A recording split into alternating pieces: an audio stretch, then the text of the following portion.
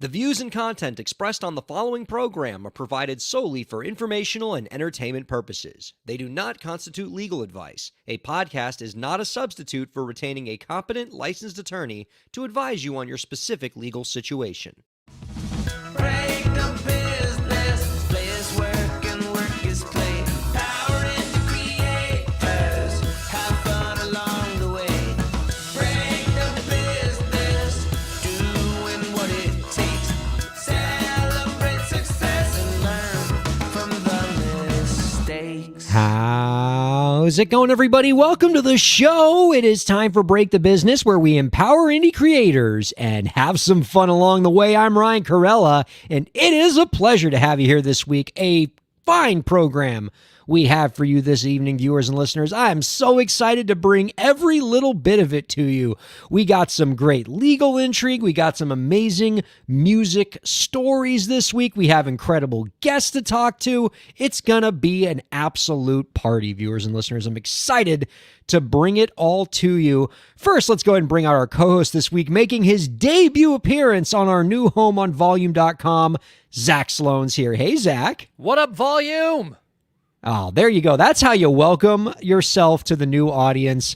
I feel like Zach Sloan and Volume.com go together like peanut butter and jelly. This is a community of musicians, and you, Zach, are a musician's musician. You know, this is your crew, man. Oh, Volume is for musicians? I thought it just meant we were loud. I was just going to yell the whole podcast.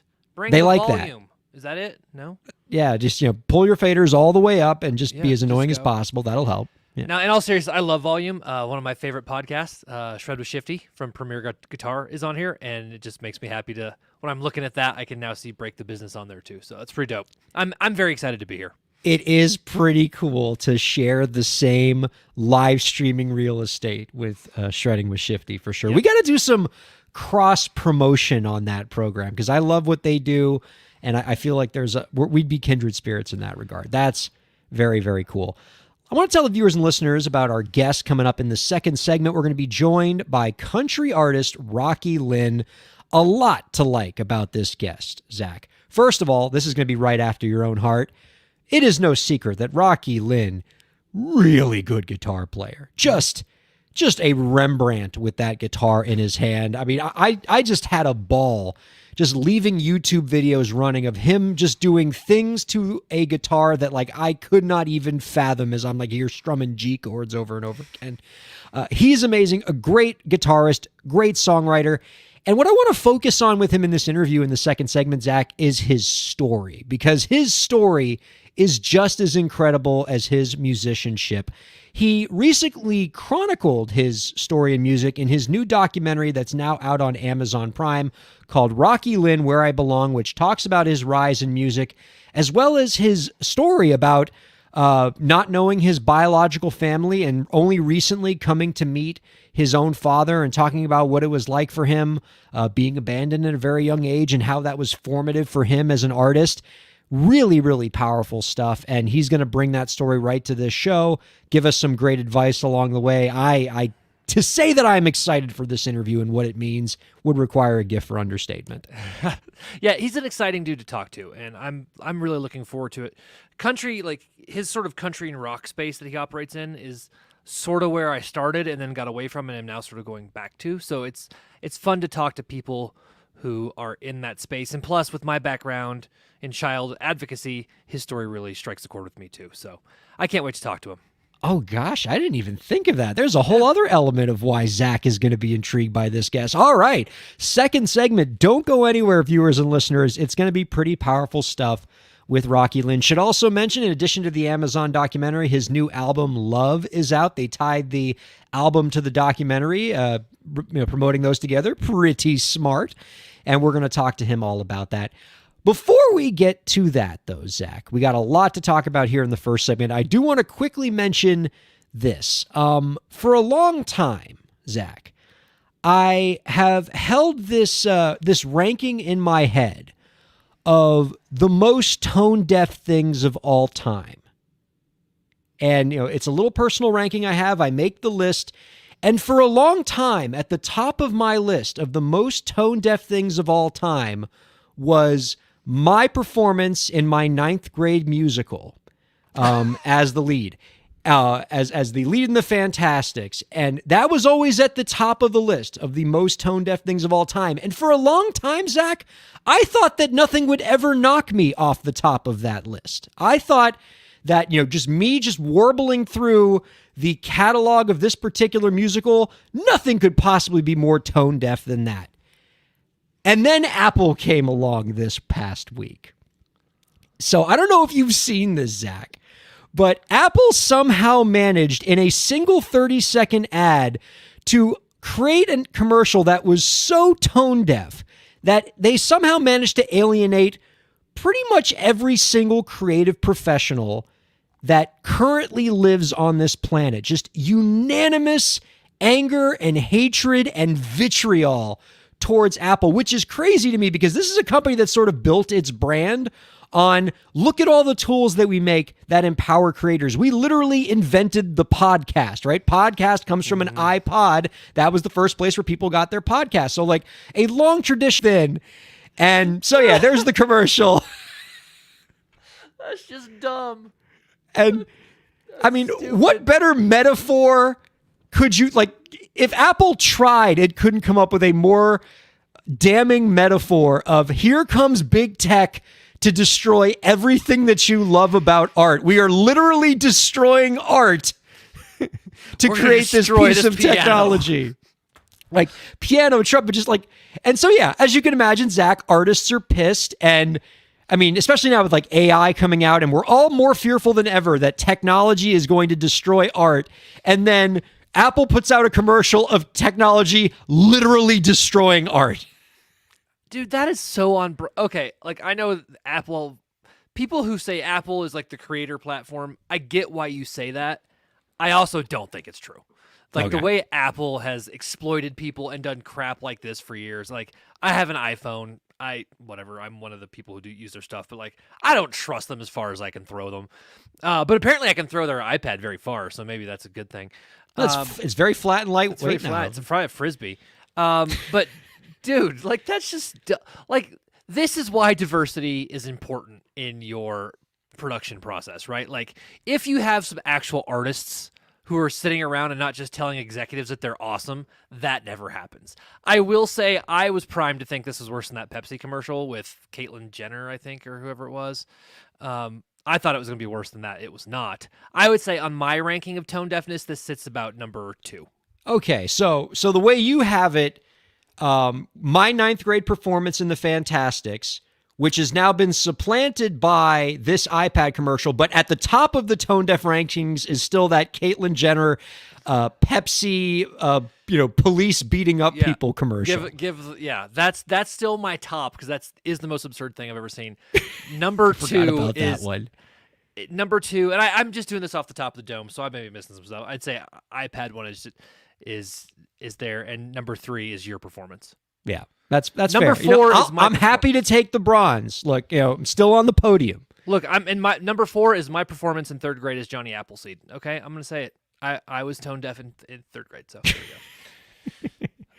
I got to hear more about this Johnny Appleseed musical. Like, it was a musical, like you were singing, like about planting apple seeds. Like, how does this work? I honestly don't remember, Ryan. All I remember is that somebody fell off the back of the stage through the paper backdrop and got hurt.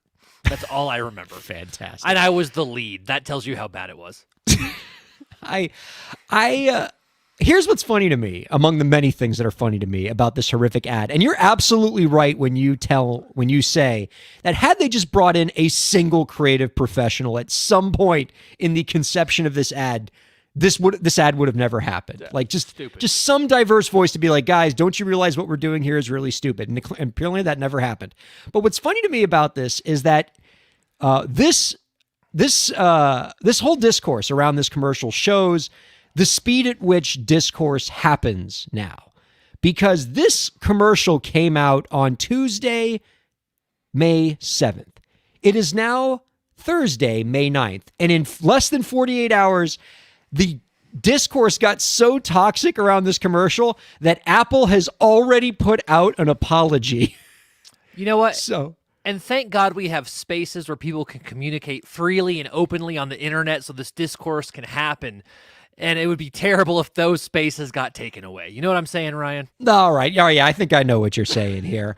Let's talk about this since you were too keen to bring it up. I was going to read the apology statement from Apple. Oh, but no, read the apology. No, who cares? I want to talk about the TikTok thing. I'm with you on this. Okay, so I was talking last week, Zach, to Katie Zaccardi about this everything that's been going on with TikTok, right? Where Congress just passed a bill 2 weeks ago telling, in the name of national security, telling TikTok's chief foreign owner, ByteDance, that they either have to sell their stake in TikTok or that the TikTok app will be banned. They have 270 days, less than a year, to either sell their stake or TikTok is banned in the U.S. And we were talking about the obvious impact that this is going to have on independent creators and how a lot of creators today, particularly the people that listen to this show, use TikTok as one of the means by which they get their art out there. A lot of people use TikTok as their means by which they get their political views out there, how they participate in the national discourse. It's a valuable platform for a lot of people. And so one of the things that I said to Katie last week about this TikTok ban is I said, the three things that could happen with this TikTok saga in ranking in order of most to least likely. Most likely is that a court is going to find that this TikTok ban is unconstitutional under the First Amendment. I said the second most likely thing is that ByteDance is going to sell their stake in TikTok. And the second most likely thing is that TikTok's going to get banned. And the third most likely thing is that ByteDance is going to sell their stake in TikTok. That is the least likely scenario in my view. And in the last week since we did that episode, Zach, we're already starting to see the most likely scenario in action because on May 7th, ByteDance has already filed a federal lawsuit challenging TikTok's ban on First Amendment grounds. So that process has already begun. I want to read a little bit from the First Amendment lawsuit here. I thought this line was pretty poignant. Quote, "If this law were upheld, it would allow the government to decide that a company may no longer own and publish the innovative and unique speech platform it created. If Congress can do this, it can circumvent the First Amendment by invoking national security and ordering the publisher of any individual newspaper or website to sell to avoid being shut down. And for TikTok, any such divestiture would disconnect Americans from the rest of the global community on a platform devoted to shared content, an outcome fundamentally at odds with the Constitution's commitment to both free speech and individual liberty." Good prose. That's how you know you're paying the $1,000 an hour lawyers. They write the good language there. What did you think? Because what did you make of this? Because I know you're not a TikToker, but I think you probably consume stuff on the platform. What was your feeling when you found out that the ban was going to happen and that this lawsuit happened? I have never thought the ban would actually happen. And that's You never thought Congress was going to vote for it? No, I thought they'd vote for it because I think Congress is dumb crap all the time. I just don't think it's going to happen. That's my wholly uneducated opinion. Like there is a reason that anytime like entertainment law stuff comes up on this podcast, I defer to you because my expertise in the legal field is not entertainment law. It is not First Amendment law. It was like some employment law and child abuse. That's what I know. That sounds terrible. Please, nobody screen or sound clip that I know child abuse well. That's not. So my thought is that this would just never actually happen, regardless of what Congress did. Either they would pass a bill and it would get shot down, or they would never pass it, or they'd pass it and somehow it would go away. Because I think Congress does dumb stuff all the time. The little bit of court action we've gotten on this so far, I mean, not on this particular act of Congress, but just generally, would seem to suggest that federal courts aren't particularly receptive yet to the view that this doesn't violate the First Amendment. We had a court in Montana that held that, when Montana tried to ban TikTok, a federal court in Montana issued a preliminary injunction saying, we think it's pretty likely that a ban in Montana would violate the First Amendment. So we're already starting to see some doctrine getting produced that seems to support TikTok's view. Now, when you say that I'm the expert on all things entertainment law, I fully admit that I have a huge blind spot when it comes to the First Amendment. This is not an area of law that I've studied significantly. And so when I started to read this complaint, like my eyes already kind of glazed over and I was like, all right, we got to call in a reliever here. I need to bring in somebody who knows a little bit more about this doctrine, who can educate all of us and tell us a little bit about this lawsuit. So Thankfully, we have a friend of the show who's willing to do that for us. Joining us right now on the program, we have Professor Tony Iliakostas of New York Law School, who can tell us a little bit about what in the world is going on right now with TikTok and the First Amendment. Professor, how are you? I'm doing great. Thank you, Zach, for that standing ovation. There we go. I'm so happy that you're here and we're not relying on my knowledge. I took one First Amendment class. That's one more First Amendment class than I took. All right. So, Tony, I know that the lawsuit is less than 48 hours ago old as we are here, as we're talking right now. So I can't imagine you've had an opportunity to painstakingly read all 67 pages of TikTok's 77, complaint. actually. Oh, there you go. But I imagine you have a lot of experience with this doctrine. I know you are yourself an avid TikToker. You make lots of TikTok videos. You enjoy using this platform as a creator. What are some of your initial impressions of this lawsuit? Well, I want to start with the elephant in the room, which Zach sort of alluded to, but I guess it's more impulsive to directly allude to it, which is that it was kind of screwed up that Congress decided to lump this into a spending bill.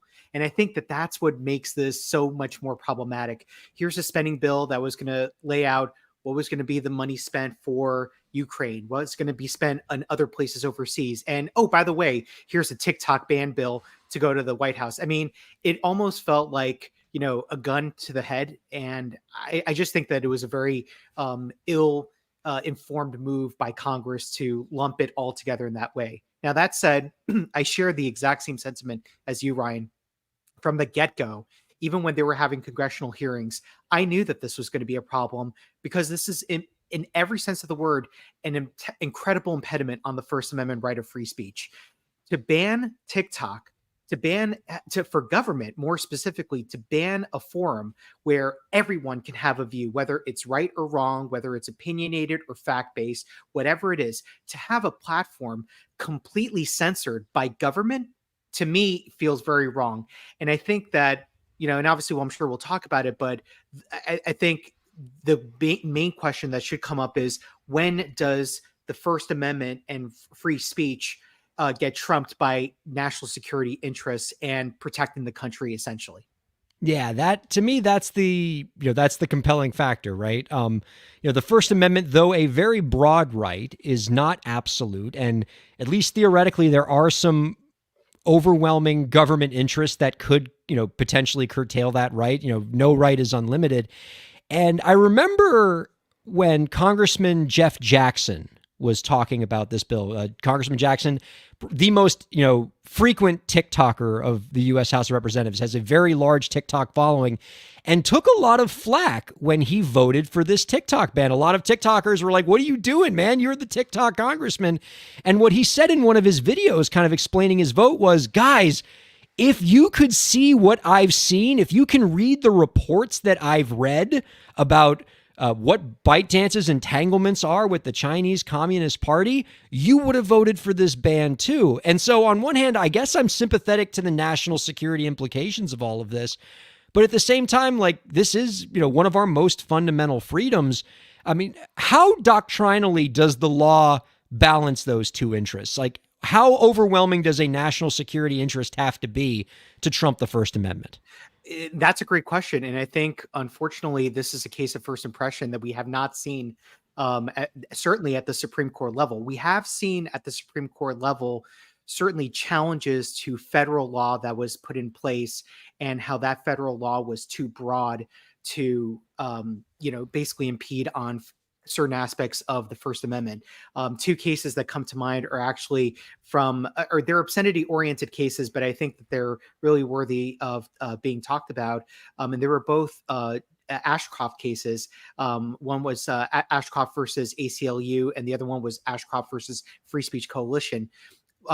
The first one, the Ashcroft versus ACLU, was related to a law that was passed called the Child Online Protection Act. And the second one was related to the Child Pornography Protection Act. Now, let's address the elephant in the room. Child pornography is very wrong. It's obscene in every sense of the word. It is disgusting. So obviously, we understand the interest of protecting minors from having themselves violated and sicko pedophiles from disseminating that content. But if you are creating a law that is too broad that it could affect all aspects of pornography and all aspects of, adult entertainment content, and basically, create some type of noose around that expression of speech, then of course the Child Pornography Protection Act should be challenged. Even the Child Online Protection Act in the other Ashcroft case, that was also read to be very broad. It penalized essentially anyone that tried to disseminate any type of pornography, anything that even could be accessible to a child. The way the language read was too broad that the Supreme Court was left with no choice but to basically view both of them as invalid, unconstitutional in the eyes of the law. And I think that's the MacGuffin in this whole fact pattern. If this will get to the Supreme Court, but ultimately what the Supreme Court will have to view is the language of the TikTok ban bill too broad that it is impeding free speech? Because yes, national security matters, but also what matters is the way people can disseminate information, create content, get their information out there, even have businesses. There are tons of small businesses on TikTok. How, by having advertisements completely nixed, I don't think a lot of people realize how that is inherently violating every aspect of the First Amendment. And I think that that's what this will essentially boil down to. What do you make of some of the arguments that I know that the government is surely going to make here when they have to file their response brief, including things like, look, we're not banning TikTok. We're just saying that this one particular company can't own an interest in it, and if they sell their interest, the TikTok can continue to run and flourish and operate. And secondly, we're not actually limiting speech because all of these people, if TikTok shuts down tomorrow, they're just going to go to YouTube Shorts or Instagram Reels or the many of the other short form video offerings that currently exist in the marketplace. And so we're not actually suppressing any speech because that speech can just go elsewhere. I think that those are completely valid arguments on the government's part. I'll even add one other argument that I'm sure the U.S. government's going to argue, which is, does free speech even extend to foreign actors? We do know we have Supreme Court law, cases that allude to how aliens that are here in this country are afforded some constitutional rights, including potential First Amendment rights.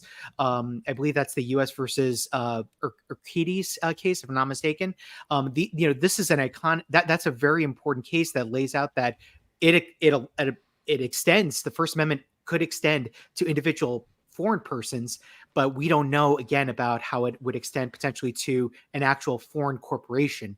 Now, that said, I guess my counter argument to what the government would make is, why was that not the same response that we had when in the 2016 election, Facebook and Twitter and tons of other social media sites were completely swarmed by Russian foreign actors to spread tons of misinformation about the political scene, about, and essentially those same Russian foreign actors generated fake groups, fake accounts to propel tons of interest for both sides of the party, Democratic Party and the Republican Party. I mean, that was almost like a Trojan horse. Why didn't we have that same conversation? How come we didn't penalize Facebook, or how come we didn't penalize Twitter in that sense? I guess I don't know if that's a thought that they have, but it is concerning that they are singling out ByteDance in this fashion. And I think one thing that you said earlier, Ryan, is very true. I really do not see a world where ByteDance is gonna sell TikTok whatsoever. I just don't think that they're willing to hold out on it. And I see a world where it's more likely that TikTok is going to try to pursue a temporary restraining order to bar this ban, basically put a stop on the clock, and see how this plays out in litigation. How long does like a temporary restraining order last? Let's say they get that. How long is a TRO? The TRO is going to last as long as the litigation lasts. So, let's say they go right now. It's at the circuit court.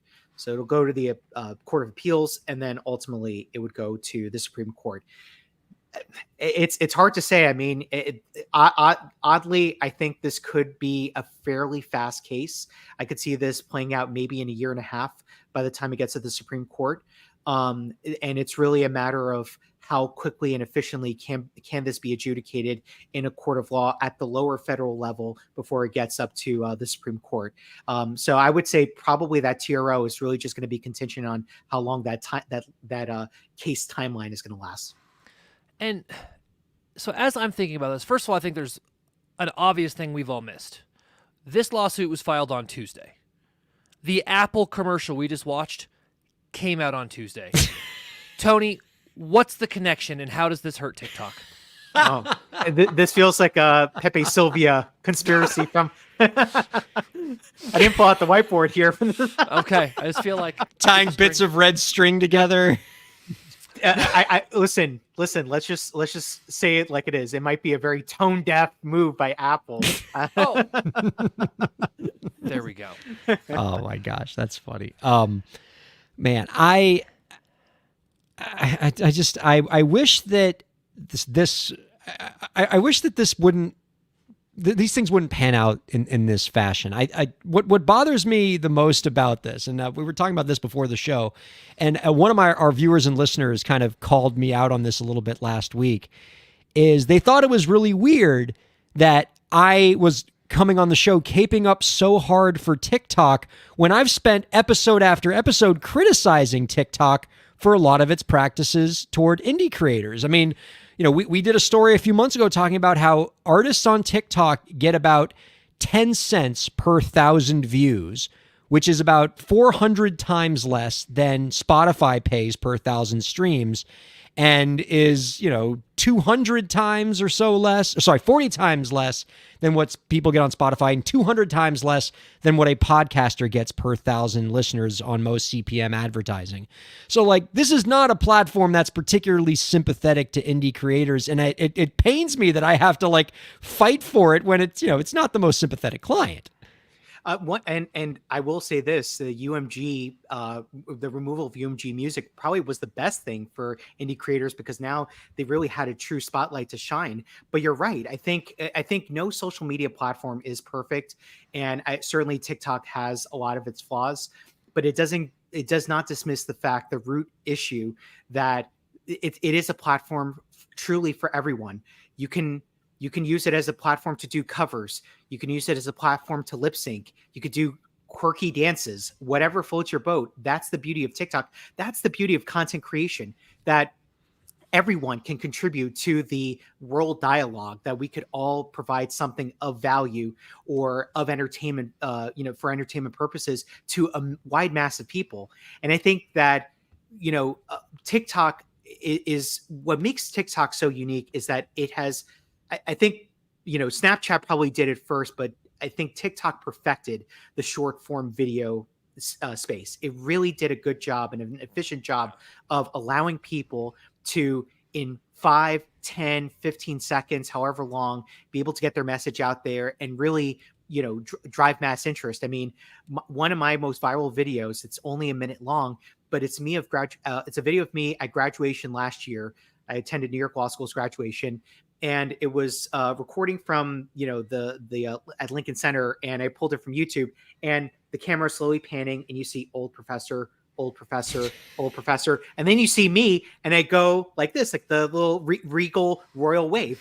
2 million views on that, and that's gold content, of course. For me, and it's not even IP related content, and here I am busting my chops trying to make we got to talk about trademarks. We got to talk about copyright. But that video, the comment section spoke for itself. Oh, this is so cute. This is so wholesome. I love this. As a matter of fact, I probably connected with a lot of other law professors and lawyers because of that video. And that's the beauty of TikTok. Now, where you have government getting involved and quite literally cutting the lifeline off of people from having access to that app, that I think is the bigger issue. Now, again, we don't know how what the balancing test is going to be here for national security versus how the First Amendment is protected. The courts have done this before, though. They have created balancing tests. Great example of that is the Rogers v. Grimaldi test. That was the case related to the film Ginger and Fred, 1986 MGM film that alluded to Ginger Rogers and Fred Astaire, the 1950s dance duo. Now, it did not involve Ginger Rogers and Fred Astaire, the actual entities. It was two people that impersonated them, and then they appeared on an Italian variety variety show that was like very crude and, vulgar potentially. And Ginger Rogers was very offended because she didn't endorse that her portrayal or even the use of her name in the film title. So she ended up suing on a violation on the Lanham Act, false light defamation. And it went to the Second Circuit, and the Second Circuit basically said, what matters more, a violation under the Lanham Act for Ginger Rogers or protecting free works of expression, creative works of expression at that, under the First Amendment? Here, we think the First Amendment governs. And ever since then, the Grimaldi test has been applied to when is the First Amendment an affirmative defense for people that are using trademarks or any sort of creative work of expression for the purposes of sending a message or expressing themselves, not necessarily in a way to be infringement-worthy behavior. I think that this is going to be that is sort of like a preview as to the kind of balancing test that we might see if this gets adjudicated all the way up to the Supreme Court. Man, a Rogers v. Grimaldi reference on this program is always welcome. That tickled this entertainment lawyer just right. All right, so if this, when this does, I should say, get to the Supreme Court, if I had to pin you down, how do you think this case is going to get resolved?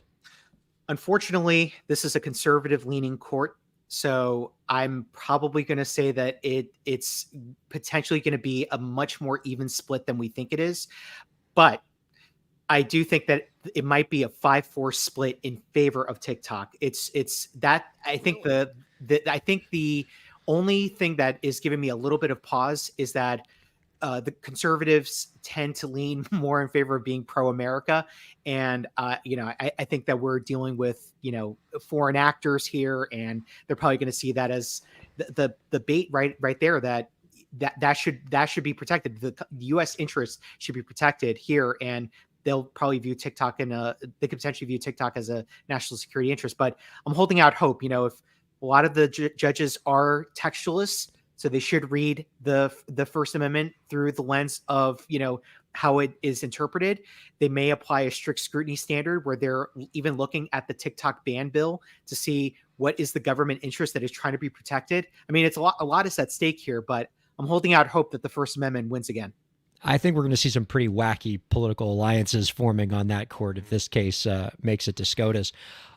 While TikTok is still in existence, folks, for what could only be a brief period of time, I encourage people to check out Professor Ilya Kostas on TikTok, where he's making great videos at the IP Professor. Are you still podcasting as well? I am actually. Yes. Actually, I just recorded with my co-host earlier today. We're going to release episode 43 on Friday. So a lot of great. We talked a little bit more about the TikTok ban in that episode, but it's been great to cover a bevy of different entertainment law issues. And that program is called NScene, right? Yes, NScene and Entertainment Law Podcast. Yeah, people should definitely check this out. Spotify and Apple Podcasts. Professor Tony Ilya Kostas, everybody, thank you very much for joining us this week. Absolutely, Ryan and Zach. Thank you so much, guys. Another standing ovation. Love it. While Zach is giving a much-earned standing ovation to the good professor, we're going to take a quick break and be back with Rocky Lynn here on Break the Business.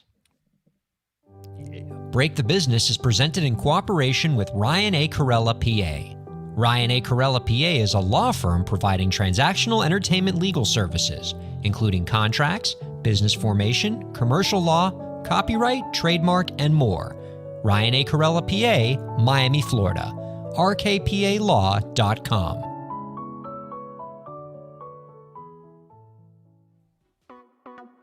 Streaming services for Break the Business provided by LEK Entertainment. LEK Entertainment is a full-service entertainment company offering everything from consultations to full-scale events and productions, including audio and video productions, voiceovers, staged theatrical productions, script and music development, and streaming services. For more information, visit lekentertainment.com. LEK Entertainment wants to help you bring your story to life.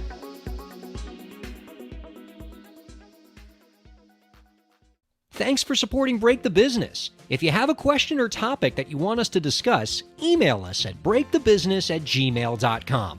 You can follow the host, that's me, on Twitter at Ryan Kair, and you can follow the show at the BTB Podcast.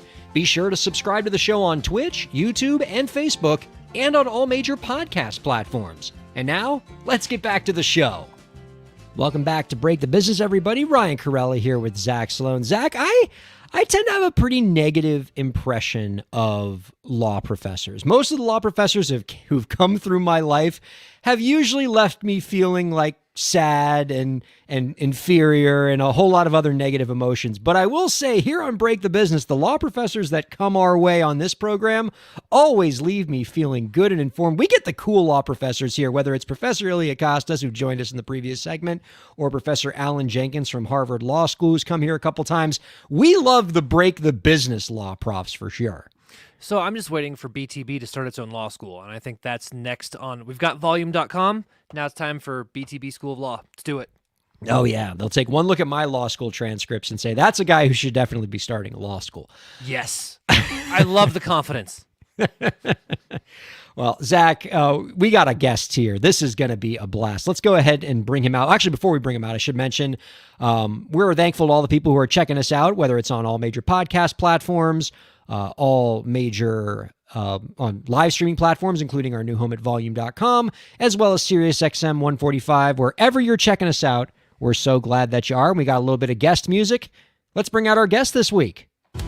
His lyrics cut through like a knife in the night, so raw and real. It's a heavenly sight with his country twang.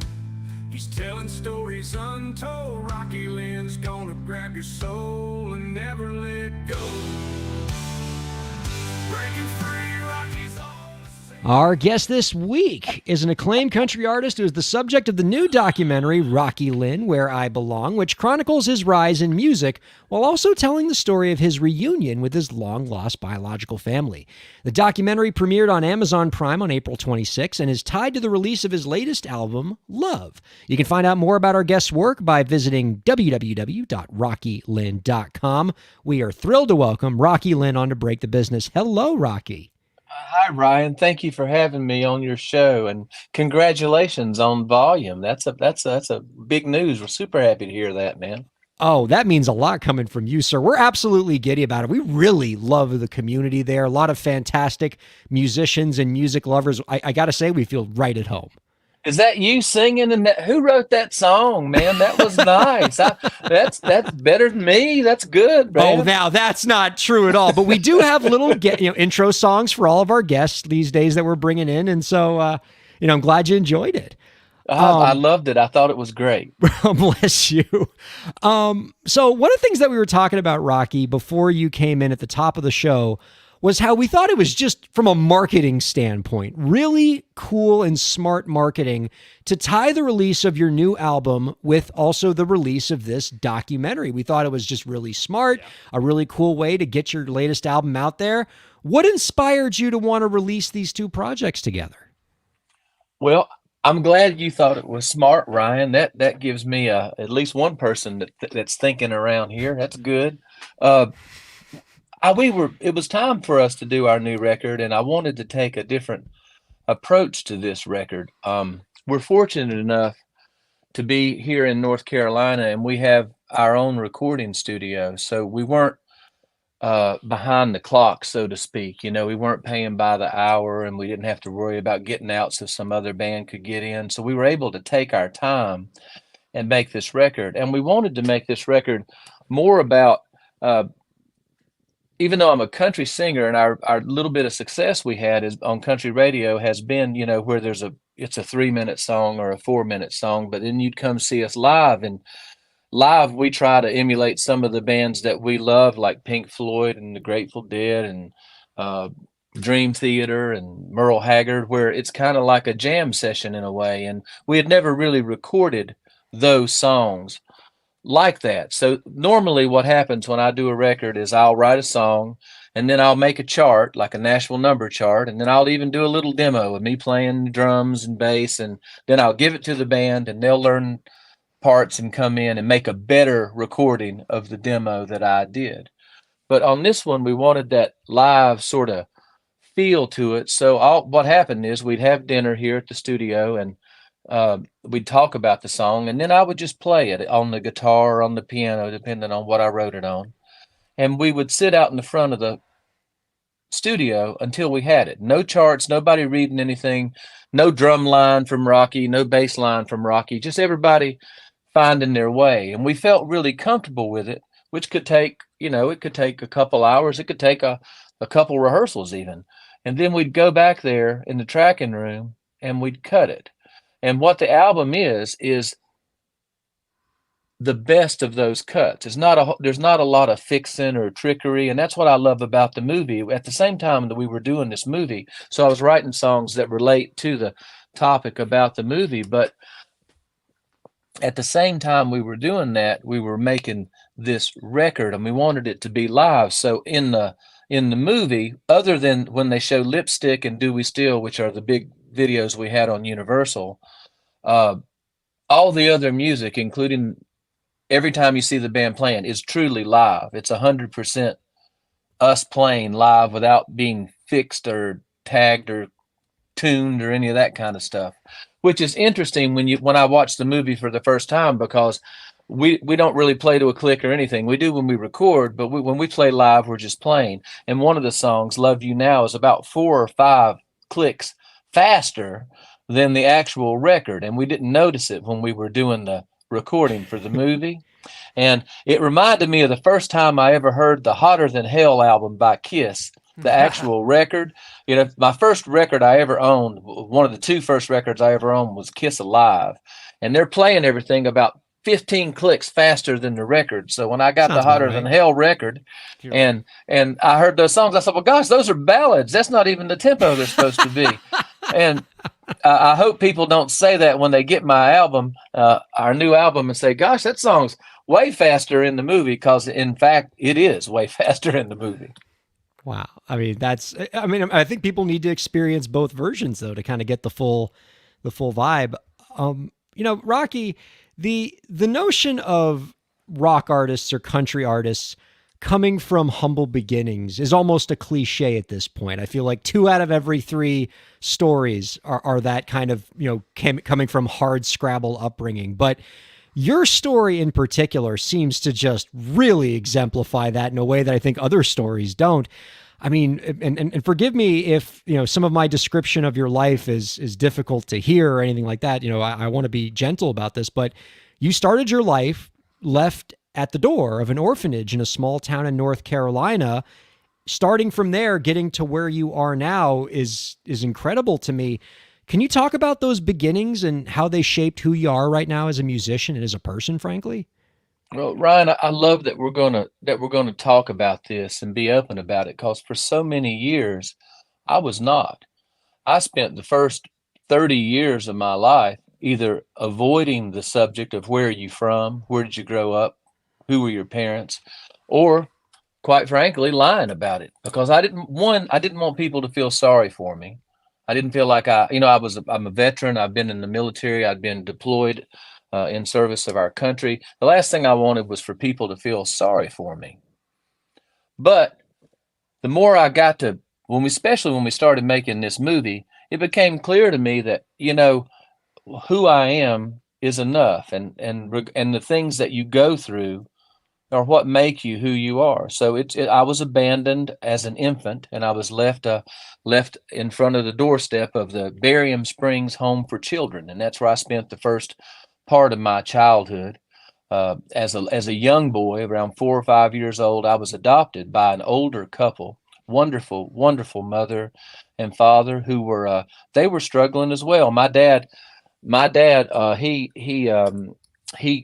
was in the 5th grade going to the 6th grade when his father was an alcoholic, which is probably why we never had any alcohol. Now that I think about it, in our home, we never had any kind of liquor or anything like that. And that's probably because his dad was an alcoholic. And he walked in front of a car when my dad was finishing up the 5th grade and got hit by a car and paralyzed. And so my adopted dad had to quit school, and he lied about his age. He said he was 16 when he was really only 12, and went to work in a sawmill and raised his 10 brothers and sisters. But that's, and you know, that they were my mom and dad were children of the Depression and World War II, so it was a tough life for them, and we lived a financially challenged life as well. That being said, neither one of those things are what I think a movie was. I thought it was I thought it was the dumbest idea ever. They were going to make a movie about me, you know. uh, but they so it's just, I just got dealt a bad hand. But lots of people get bad hands, man.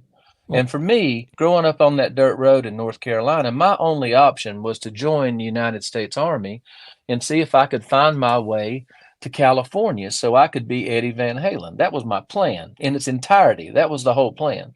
So I went in the Army under the GI Bill so I could go to California to GIT, and I was deployed. I don't think that's a movie either. But I think it's a good thing, because I went in right after Vietnam. It was shortly after the Vietnam War, and all of the non-commissioned officers, the instructors at airborne school, paratrooper school, whatever you want to call it, they were all Vietnam guys that had seen combat firsthand, and they weren't there to take anything from us. They were pointing us in the right direction, and that's exactly what I needed. I wasn't a bad kid, but I had no direction. And now I get up every day. I work hard. I have a career. My children are doing well. I really feel like the Army put me on the right path and gave more to me than I could ever return from that. But still, I didn't think that was a movie. And I have a charity.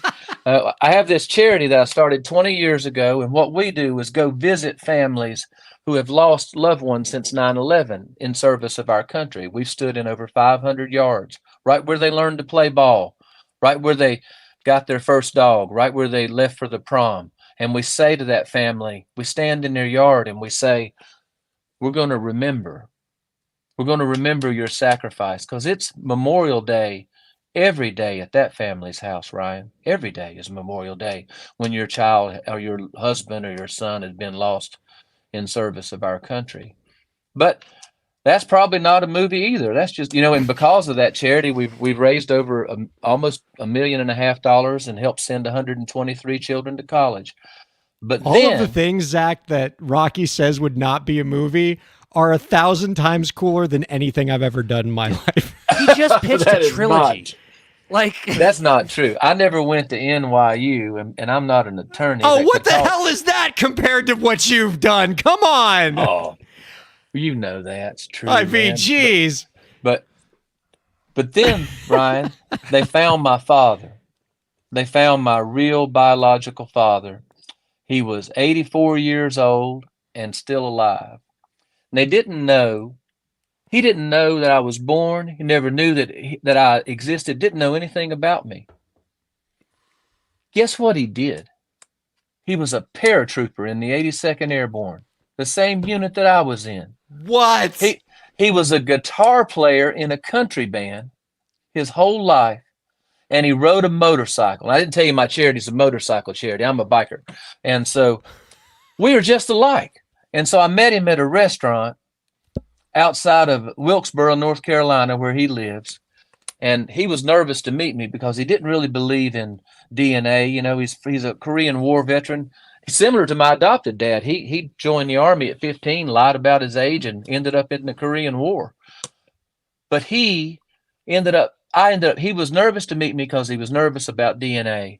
And we were sitting there at that table talking, and within 10 minutes, he took my arm by the wrist, just like this. And he looked at me and he said, this is the first time he'd really said a whole sentence. Mostly he'd just been chatting back and forth. He grabbed my wrist and he said, if I'd have known you was in that place, I'd have come and got you. And man, nobody ever said anything like that to me before. That's a movie. That's something, and not a movie about me. It's a movie about people that have that hole in their heart. And for me, I went decades not knowing I had a hole in my heart or lying to myself about it. I didn't know that was important to me, that I knew where I was from. But all of a sudden, I was somebody, and I was from somewhere. And it meant a lot to me. And I think that what we tried to do with this film is share that experience, because I think every adopted child, every orphan, probably in the whole world wonders, well, who am I? Where did I come from? And we were able to answer that question. The story of my father is amazing. I guess I gave that one away. I won't spoil the story of my mother, but I spent my whole life thinking my mother had abandoned me, that for some reason or another she didn't want me. And that's not the case at all. The story of my mother is even, if you can believe it, more astounding than the story of my father. I mean, sorry. How many? I mean, how much of what you did as a life throughout your life in music was that search for self that, you know, sort of culminated in you meeting your father later in life, which is covered in this documentary? But I mean, your lyrics are so personal. You write so much about the people that you love. You have this, you know, in the documentary, you tell the story about the song you wrote about your adopted mother. I mean, how much of just everything you've strived to be as a musician is that search for who you are and where you came from?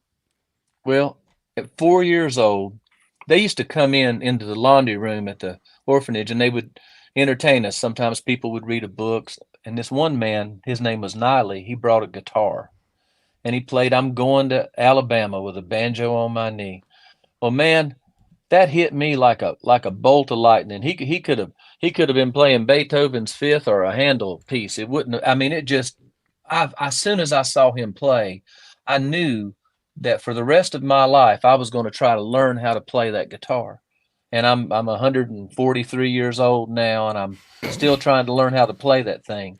It made an impact on me that's lasted my whole life, and I think that my music from day one has always been kind of a search for me to try to find my way in the world, because, you know, the reason I had to go in the Army was because there was no money. There was no money to go to college from where I was coming from, or any kind of support. And I was looking for a way to find myself. And I thought I might, you know, as a young man, being ostentatious, and that's not the right word, being where I thought I knew everything, whatever that word is. I write these songs and think, man, I'm gonna save the world. Well, you know, 40 years later, it's pretty obvious I'm not gonna save the world, but I might have saved me in the process. So, Rocky, I gotta say, I'd noticed that you and I have a similar thing. Did you just pick up a guitar pick a minute ago? I did. So did I. What color is your pick, and what kind is it? I've got the Dunlop 2mm black. What do you got? Well, this is the 1mm Dunlop nylon. Yeah. But in my pocket, hold on now. In my pocket, I have a 2mm Dunlop purple. And look at this. You're going to like this. My name's on it. Can you see it? Oh, that's the stuff, man. That's okay, so I'm going to send you and Ryan a pic. Can I do that? You sure can. Dude, purple's my favorite color. Hey, but let me ask you this. Why do you use such a heavy pick? I know why I do, but why do you? I did it because I found that if I have a flimsy pick, I drop it a lot. It'll get caught up in the strings. And B, it helps me be more accurate if I'm trying to play a precise guitar line. Which, especially if I'm chicken picking. If I'm chicken picking, if I have a bendy pick, it throws off my timing. Why do you use a heavier gauge? Well, when you say chicken picking, are you using picking fingers, that kind of thing? Yep. I'm Okay, terrible and at then it, by the way. You're better at it than I am. well, no, I'm terrible at all of it. I'm a lifelong student. I don't ever want to feel like I look at my guitar and say, oh, I've got this. You know, Yeah. One of my mentors and idols, Steve Vai, once said in an interview, he said that he wanted to practice enough that when he had a really bad night, his fans wouldn't know he had a bad night. Right. And that's just being, you know, trying to put enough effort in that you can, even when you're not hitting on your all cylinders, you're doing good. But I try to play a little bit like that with, you know, economy picking and alternate picking and sweep picking and whatever I'm doing. But I have this pick for the exact same reason, because I think it stays in place when you're moving.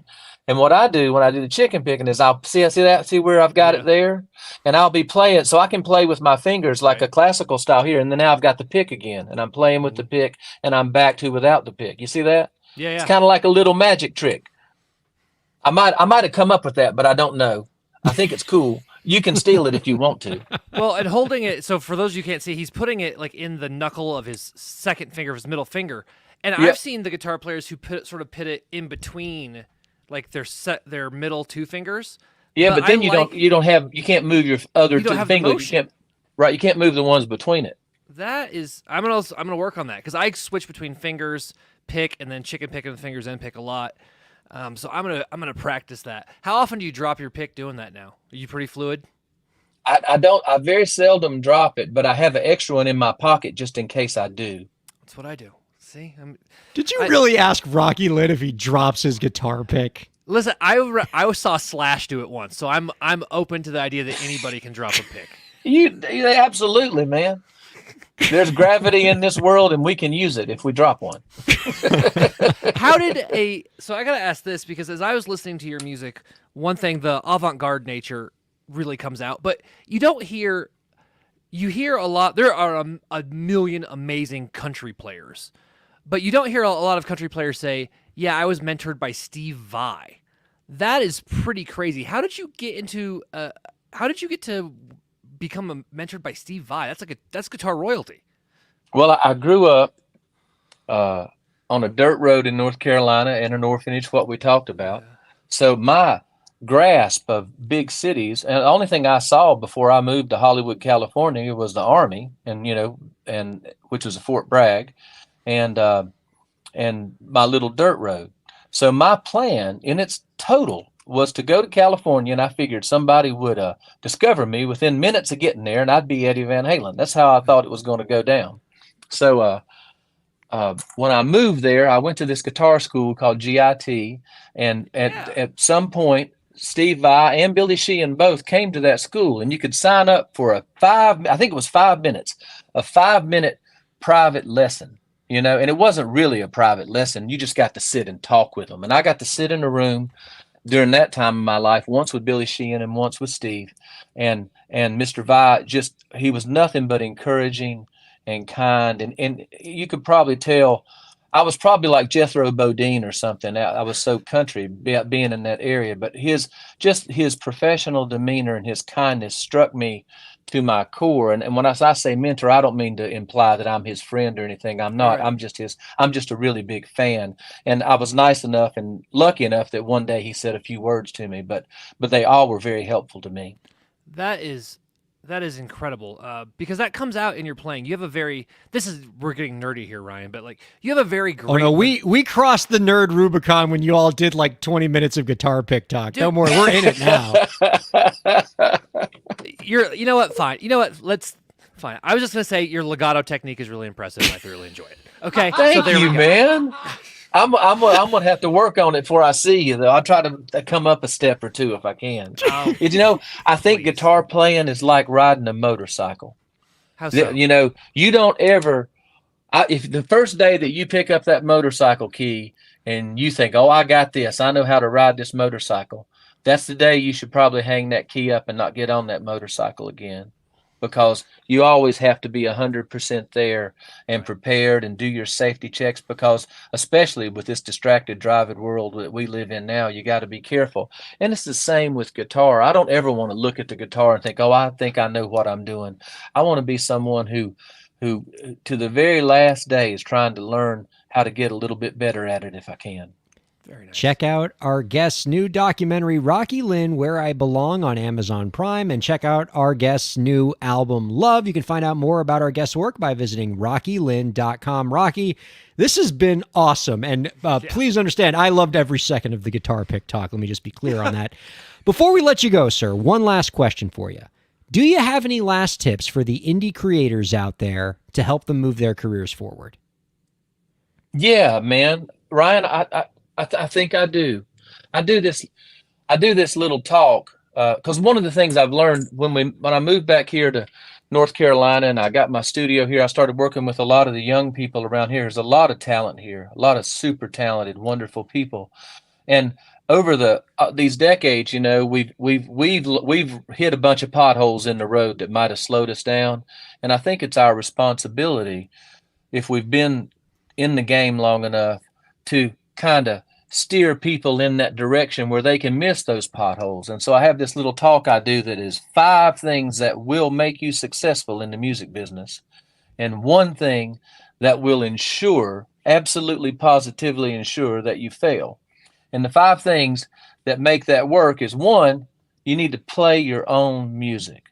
Every single VFW from here to where are you? Are you in Ohio? Where, New York? Where are you at? Miami, Florida, and Jackson, Colorado. Okay, every VFW from here to Fort Lauderdale, and every country club, doodahs and country nights has some 50-year-old guy in there playing Mustang Sally on Saturday night thinking, what would have happened if I'd have tried it?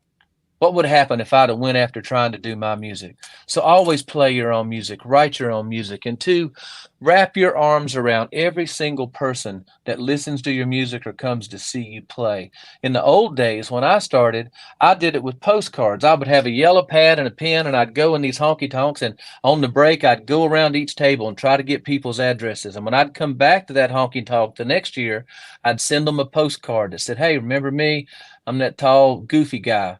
And they'd come see me play. Because once you make a fan, they're your fan for life, and they become your responsibility to care for them and give them the best of your art that you can. And so always play your own music. Go out and play every single chance you can. Have that music and stuff available. Monetize your music and your stuff by having things to sell at every single gig, even if it's just a koozie that covers a cup that's got your name on it, because that's a walking billboard to help you. And then I would say the 4th thing is to be yourself. There's already a Tim McGraw. There's already Eddie Van Halen. I should have known that.